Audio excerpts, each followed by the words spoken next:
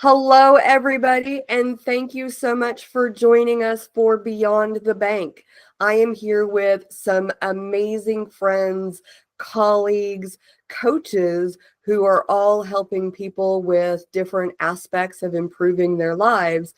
And we wanted to come together today to spend some time talking with you guys about going beyond the bank, how we can create generational wealth that is more than just finances, and how we can ensure that that is getting passed down through multiple generations. So I am going to start off, and I'm going to push it over to Adriana, who is to my left, to introduce herself. Adriana? Hi guys, my name is Adriana Backus and I'm a transformational relationship coach. All right. And let's go over to Sahadia. We'll just go around the circle on my screen. Hi, my name is Sahadia Etienne. I am a communications expert, and I also work in the coaching space as a results coach. Kylan. Hello, my name is Kylan Flynn, and I help men establish boundaries and take actions. Thank you, guys. And I'm Maggie Temez. I am the founder of Running Fox Living Food. I help diabetics who are struggling with adapting to new dietary changes to find more confidence, more control, and more time in their meal planning choices without getting stuck in bland or boring diets. And we're going to be talking today about values, because values, beliefs, these are all part of what we can pass on and share across multiple generations.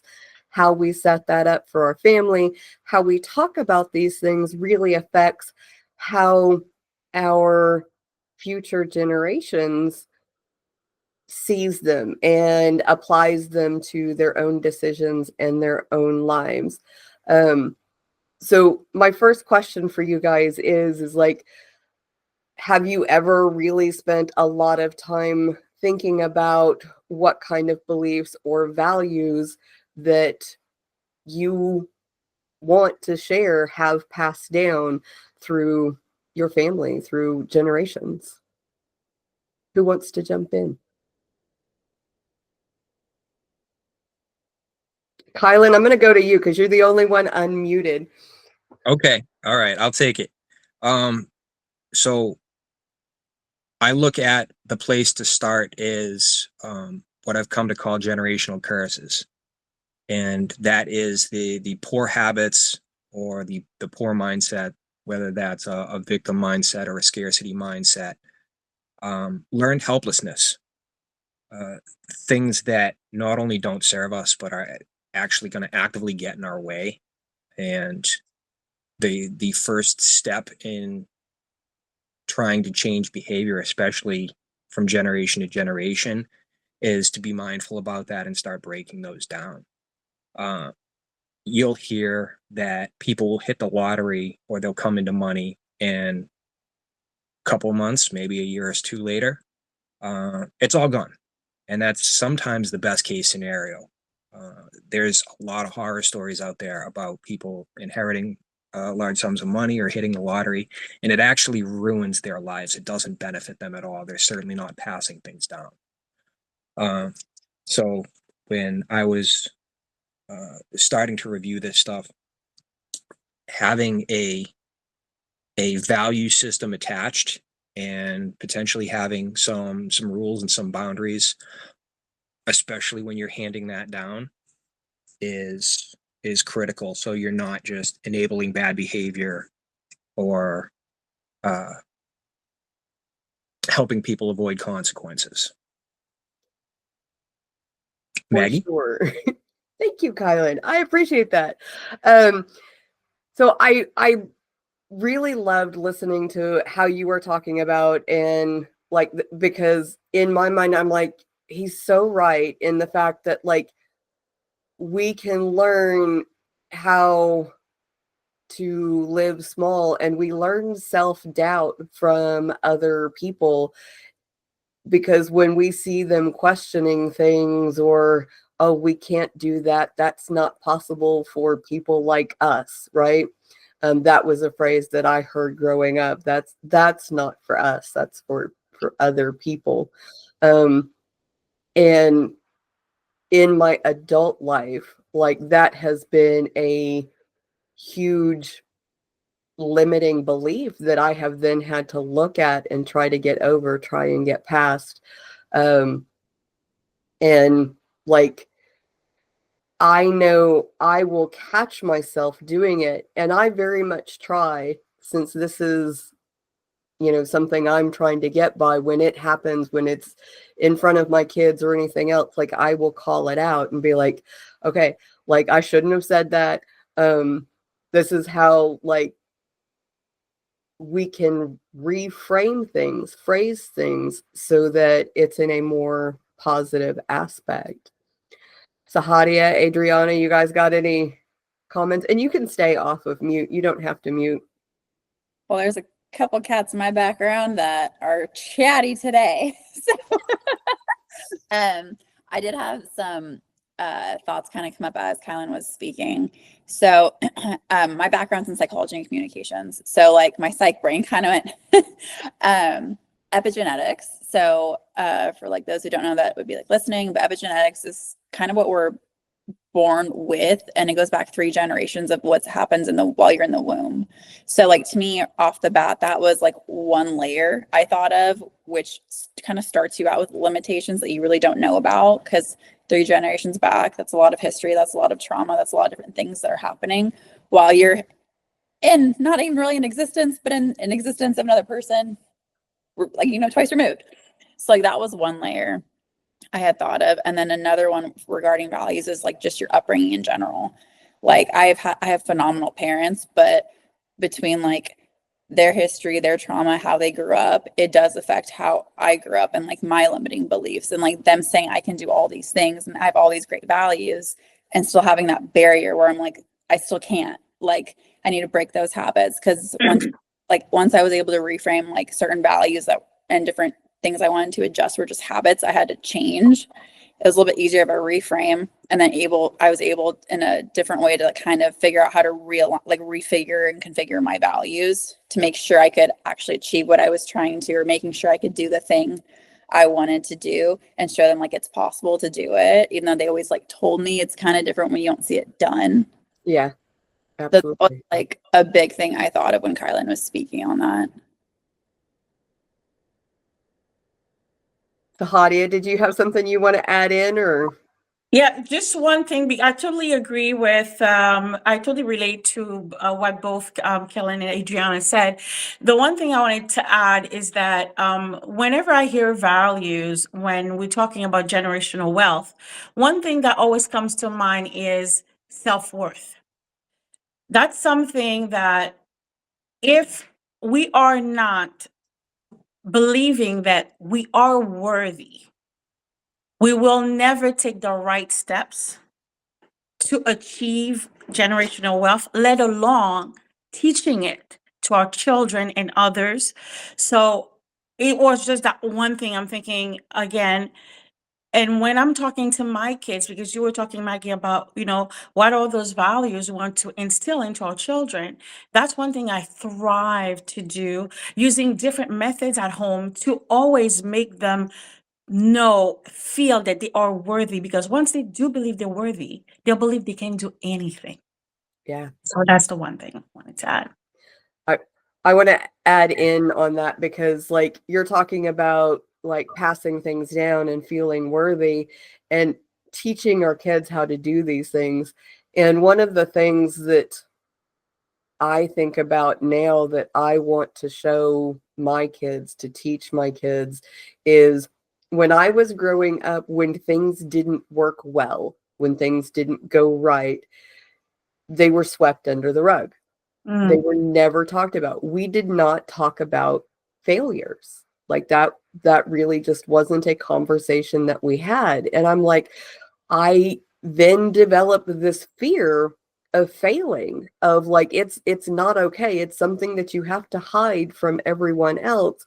And that stopped me from taking a lot of risks. And I think that's one of the things that causes us to play small, limit ourselves, because we don't know how to fail, or that it's okay to fail, how we can then learn from that. And one of the biggest lessons that I have learned is that being able to look at when things did not go the way I hoped they would when I initially thought of whatever the idea was, because I have a ton of ideas all of the time. But then, like, so many times, they don't work exactly the way they do in my head, because it always involves other people.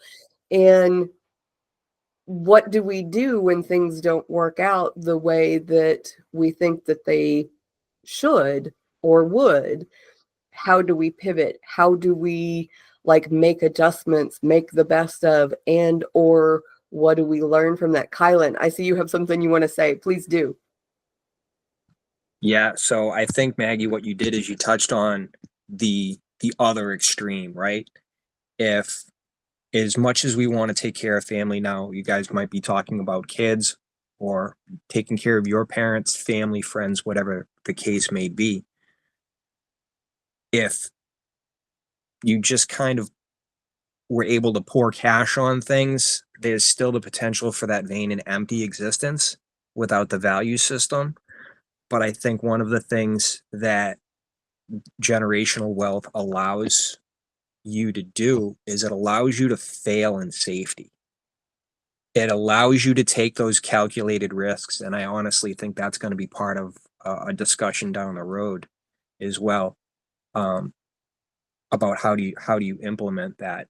But that's one of those things, is if that's no longer a stressor in and of itself, you can encourage people to go out and try things and fall flat on their face and not build up those negative self-beliefs, because it's just, yeah, I failed and I got picked myself up and I dusted myself off and I put a Band-Aid on my boo-boo and I went on and I tried something different. Absolutely. And to that, like what Sahadia was saying earlier, like, just because you fail doesn't make you unworthy. You can still be absolutely worthy. And failure is how we learn.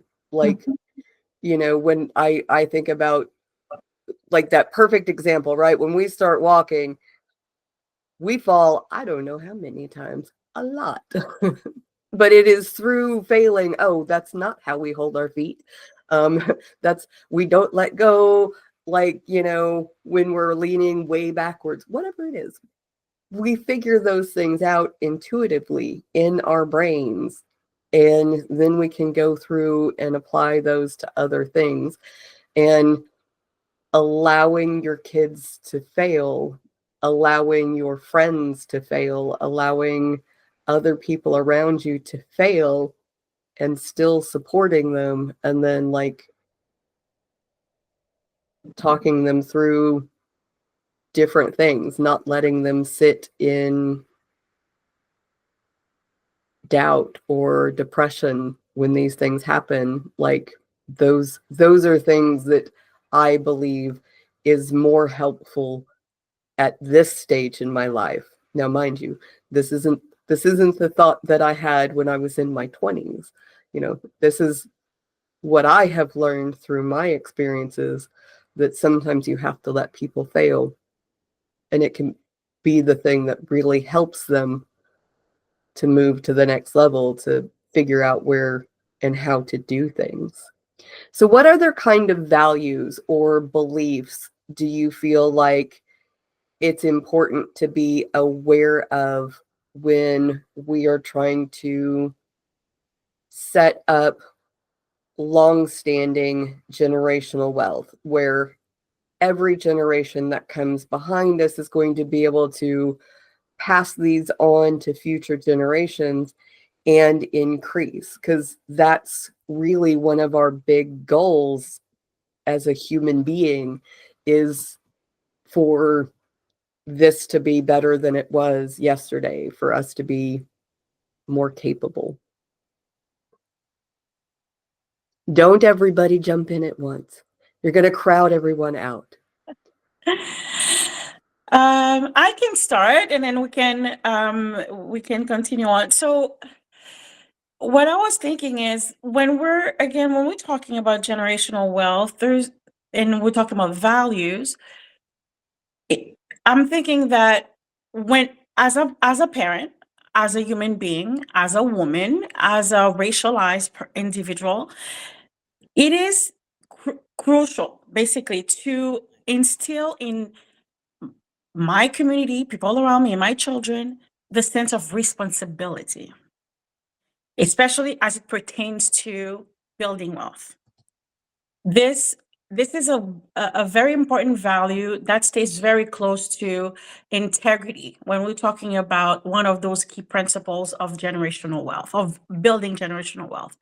So instilling in my children and in myself that sense of responsibility and stewardship will allow me to not only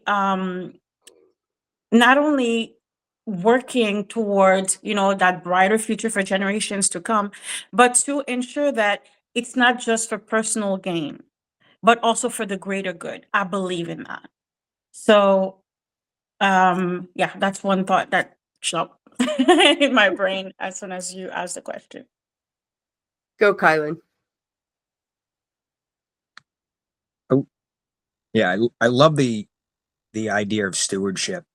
I'm a big fan of language, so I think instilling in them what money is, and that it's not just this magic this magic coin or piece of paper or something like that. This is a way to measure value. This is a way to measure what you're doing in relation to other people and other businesses and things of that nature. And if you're not taking care of it, it's not infinite. If you're not continuing to add value, then you're going to be without it. So if you have it now, you need to use it smartly. I remember there was actually a scene in a movie about a rather famous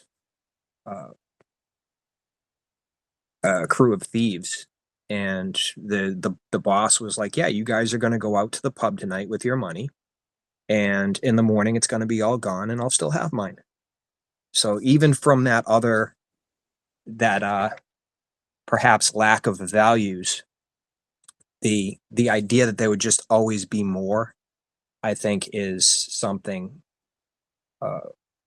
Learning delayed gratification rather than, oh, I'll replace what I already have. I'll blow the rent this weekend because I'll get paid in another 2 weeks, and then I'll worry about my bills, versus I'm going to save this, or I'm going to invest this, and then my money is making money, or I have that when something goes completely sideways. I love that. And I want to tag in on that if I can, because it really is a fine balance between taking risks and like when to take risks, like helping to take care of things and knowing how to balance that, because there is strategies that go into that. And we're going to go into, because this is a series that we want to run across the next year. We've got several topics picked out with next week we're actually going to be or next month we're going to be talking about tactical strategies, and this could be one of them. But discerning is a value, is a belief that I feel like ties in so well with what Kylan's talking about, knowing when is a good time to take a risk and allow things to multiply versus when is it better to like hold things back or invest things in another way. All investments are a risk. So even when you are investing, you are taking some kind of risk, and your rewards are proportional to the amount of risks that you're willing to take. If you're never willing to take a risk, the rewards are proportional to that too. You're never going to see the rewards. And so like being able to discern and have those strategies, I think, is a great value, a great belief.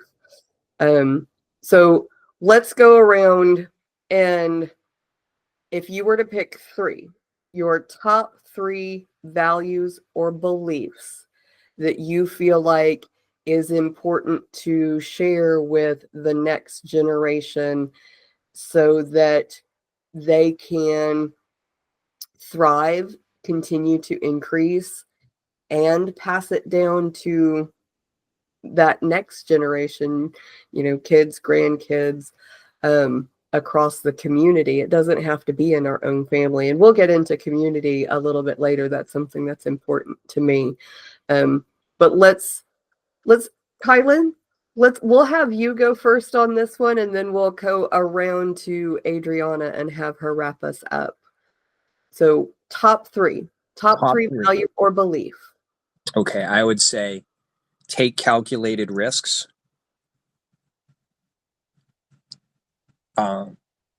Does this serve me or help me serve others?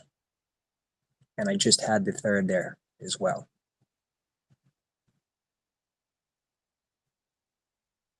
Ooh, I'll have to come back. Okay, we'll wrap back around. Sahadia, you ready? Okay, not really, but we're gonna go for it. Oh, I think. Oh, did you get your last one? You want to go to your last one? I got my last one. This may be an opportunity for editing, or we can just do it messy. I don't mind either way. So it would be take calculated risks, delay gratification, and does this serve me, or is this going to help me serve others? Nice. Okay. All right. So the first one would be, I think it's related to the to delayed gratification. It's to learn the skills and knowledge is better than seeking temporary assistance. What I'm talking about is I've seen that too many times and heard about this way too often. For example, when someone wants to start a business, or when they want to scale their business, they're going to family members, seeking to borrow money. I need, to borrow money to do this and to do that. Yes, we can give you, everybody can lend you a few thousands here and there, but what you really want to do is learn. Get back to the learning, understanding your business, the cycle of the business, how, where you've made those mistakes and how to mitigate that. So it's really going for knowledge and skills rather than seeking temporary assistance. That's one. The other one that came to mind is, I think, did somebody mention discernment before? If so, sorry, I'm repeating myself, but discernment is key, especially as it comes to the principle of debt. There is so much conflicting information out there from various very well-known financial gurus. Some will tell you any debt is a good debt. Others would say not all debts are good. So it's really having that discernment for you, knowing what you want to create for yourself and your family. And that discernment will allow you to understand what kind of debt will bring money in your pocket rather than the opposite. So these are the two I can think of right now. If I think of a third one, please come back to me. All right, Adriana. Okay, so the first one I thought of is failure is feedback. It's just what there's a quote, but it's like you learn like 900 and something ways not to do something, but like you get there eventually, and also just gives you good different perspectives of different things you've tried. Emotional regulation to me is number 2, because I feel like once you're emotionally regulated, you can make proper and effective decisions. And then the third one I would say is, and they all kind of feed off each other, but trusting yourself and your decisions. So trusting your gut and your intuition, because I think that all will lead you somewhere that you're meant to go. I love that. Especially so when you said emotional regulations, and I want to go into that a little bit more. So I was going to wrap up, but just for you guys who are at home and watching this, just know that, when things come up that are interesting, I want to make sure that we're spending the time to go through that so that we can serve you at our very best.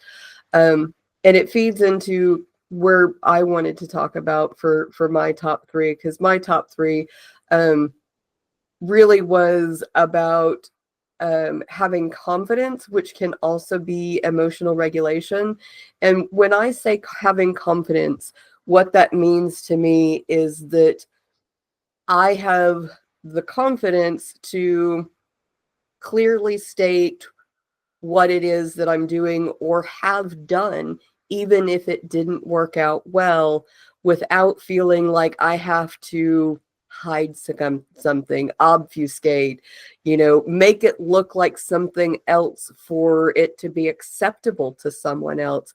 Because if I can be confident, even when I was wrong, and confident that, what, I thought this is what happened, this is what I learned, this is what I'm going to do in the future because I learned that thing.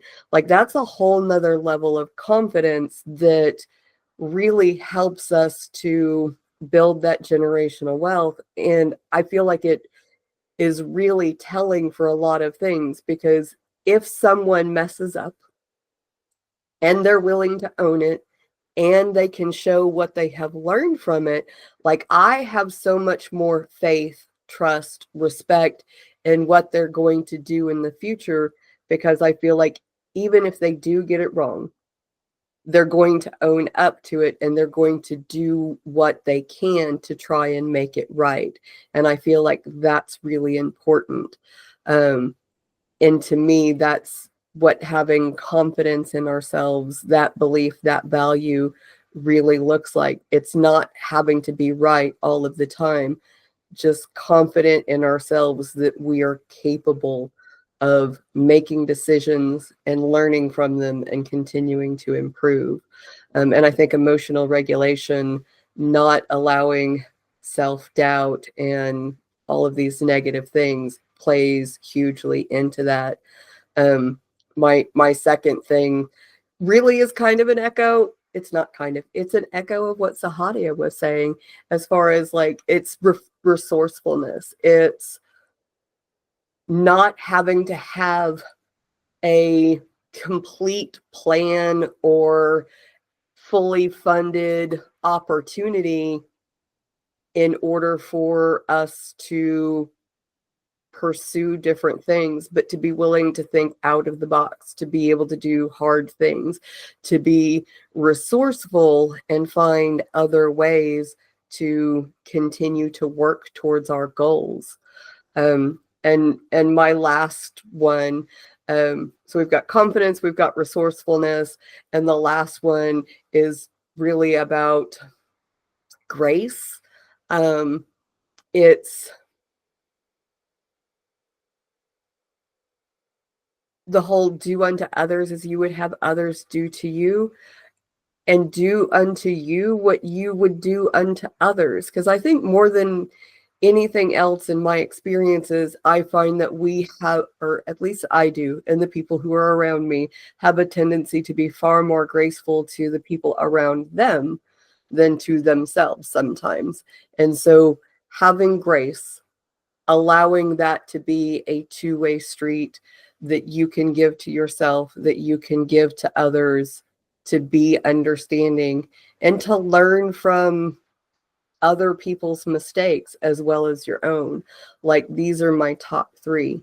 And I would love to hear everybody else's perspectives, conversations around like emotional regulation, or any thoughts that may have come up when you were listening to someone else's top 3 that either you disagree with or have a different side point on, because I feel like having open discussions is really great. I'd like to pose a question if I can. Absolutely. Okay.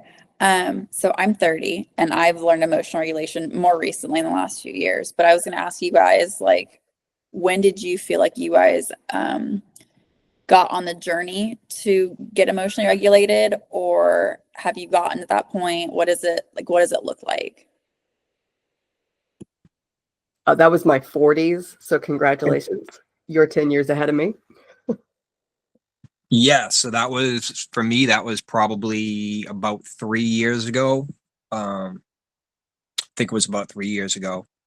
I had one of those paradigm shifts where I just started looking at things really differently. And rather than shaking my fist at the sky and woe is me and this is happening to me, I just said, okay, it's not about if it, whether it's my fault or not, it's my responsibility. Right. And what I actually, that's actually the more recent translation. At the time was, it's all my fault. And I didn't do that in a way, as Maggie was saying, to not be graceful with myself or just to badger myself, because I've done that too. I'm really good at it. And that's one of those things that doesn't serve me or serve other people. But it was like, okay, if it's my fault, then I can fix it. I don't have to wait for a shooting star or so and so to get elected or for X job. If it's my fault, I can fix it. And that happened right around the point where I had joined a men's mastermind group and was now I had other guys to bounce ideas off of and who would challenge my belief systems and still be encouraging and give me ideas on different things. So Love that. So community is what empowered you. yes, because you had people, and I'll continue on with this. One of the things we say as guys join or when certain things come up is, we're probably 75% sure most of the time about what actually needs to be done. And if you ladies will pardon a little language here, we're either looking for somebody to co-sign our bullshit, or we're looking to see, am I alone in this?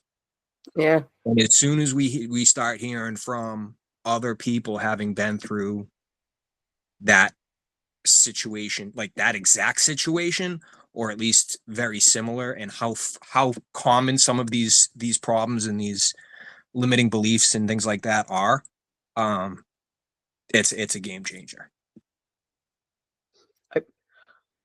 I love how you were talking about people calling us on our BS systems, right? So I think that's so important. And I love the fact that like putting value on community and having a belief that community can lift us up or hold us back, and being very strategic, intentional about what kind of a community that we are allowing into our spaces. That's another really good value that I feel like is great for people to look at, keep in mind when they're going through. So we've been at this for a little bit. We were going to wrap it up. We went a little bit long, but I want to make sure that, is there anything else, like as far as we're in January, we are looking at setting up the rest of our year, trying to start living and creating a wealth that is both financial and physical and soulful for people over the course of the next year. A value or belief that we haven't touched on, you haven't heard someone talk about, that you think we really should include before we wrap up? Consistency and stability over intensity. It's 2 o'clock. I love that. Intensity and what? Consistency and stability will beat intensity. There's Consistency. going to be a lot of people that go really intense for the next couple weeks at the gym, and they're going to stop going before February 1st. So it's not about how crazy you can go or how heavy you can lift or how far you can run. It's about taking those little steps and falling and getting back up and taking a couple more little steps and figuring out how to fall a little bit better. It's consistency and stability are going to beat intensity. I love that. And I think that's so true, especially this is all about like a marathon. This is not a sprint. You cannot achieve generational wealth in a sprint because it will go as fast as it came. It is about the long term, making little sustainable changes so that you can continue to improve, continue to build.